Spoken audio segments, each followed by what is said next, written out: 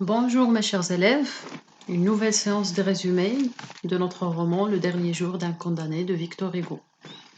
On s'est arrêté la dernière séance au chapitre 20. Maintenant on va voir du chapitre 21 jusqu'à 30. Commençons tout d'abord par le chapitre 21. À 6h30 du matin, le narrateur a été visité dans son cachot par un prêtre et puis par un huissier.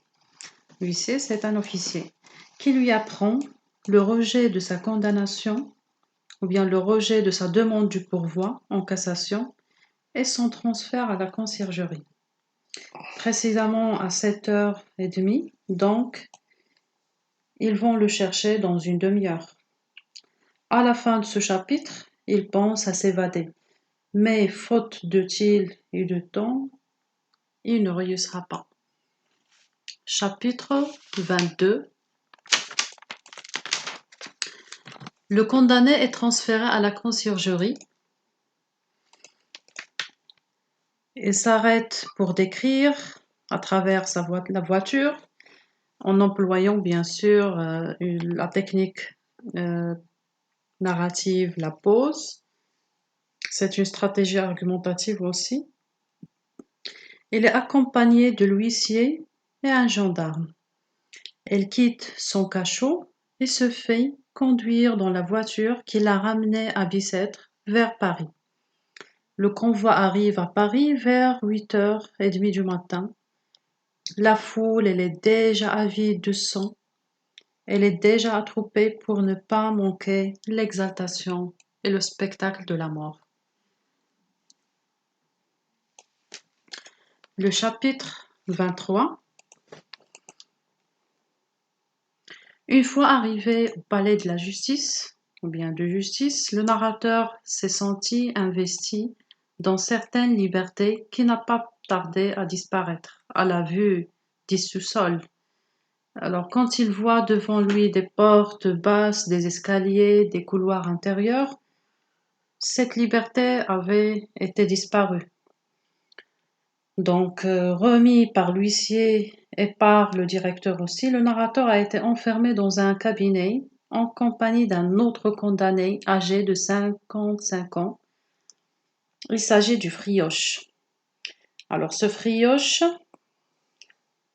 il attend à son tour son transfert à Bicêtre. C'est un homme qui a beaucoup vu et beaucoup souffert. Et après avoir entendu l'histoire de ce vieux, le narrateur a échangé, par peur et non pas par charité, sa redingote contre la veste du vieillard. Ce dernier va la vendre pour avoir du tabac. Enfin, il conduit à une chambre dans l'attente de son exécution. Chapitre 24. Alors, le narrateur, dans un texte très court, il regrette amèrement l'échange de sa redingote qui n'était que par peur.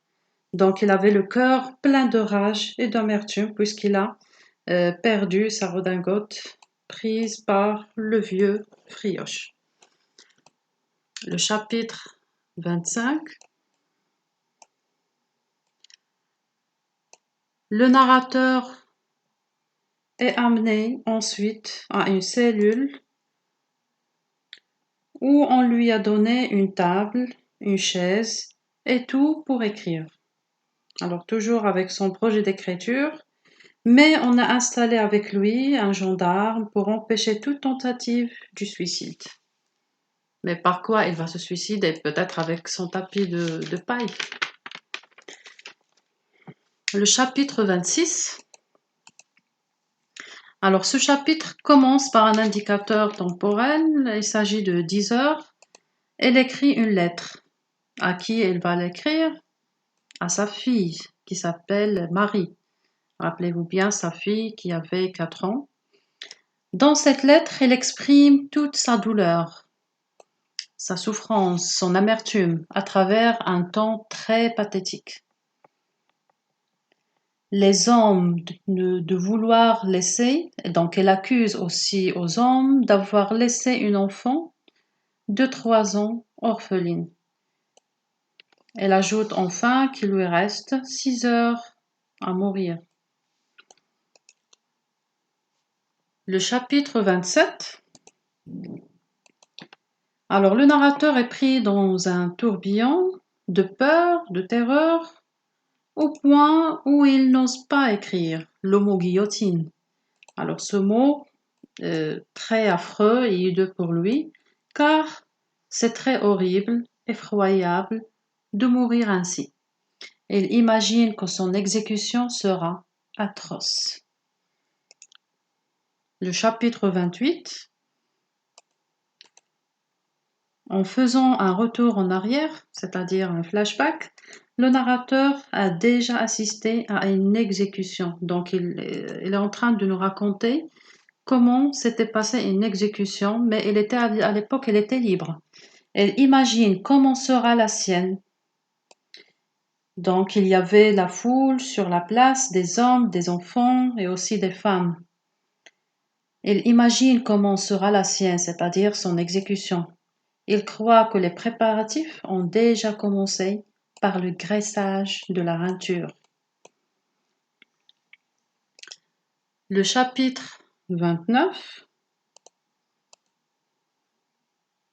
Dans un moment de délire, le narrateur espère la grâce royale. Mais en vain. Comment il va avoir cette grâce? Il veut bien des galères, peut-être 5 jusqu'à 20 ans, à perpétuité. Mais l'essentiel, c'est la vie. Le chapitre 30. Alors c'est là où le narrateur se donne le temps pour décrire son nouveau visiteur. C'est l'excellent charitable prêtre.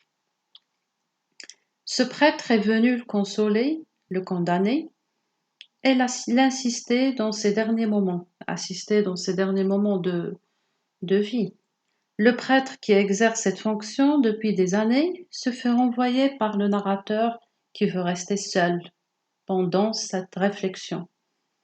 Donc elle avait reçu d'une manière très froide et très indifférente, car ses paroles semblent inutiles pour lui.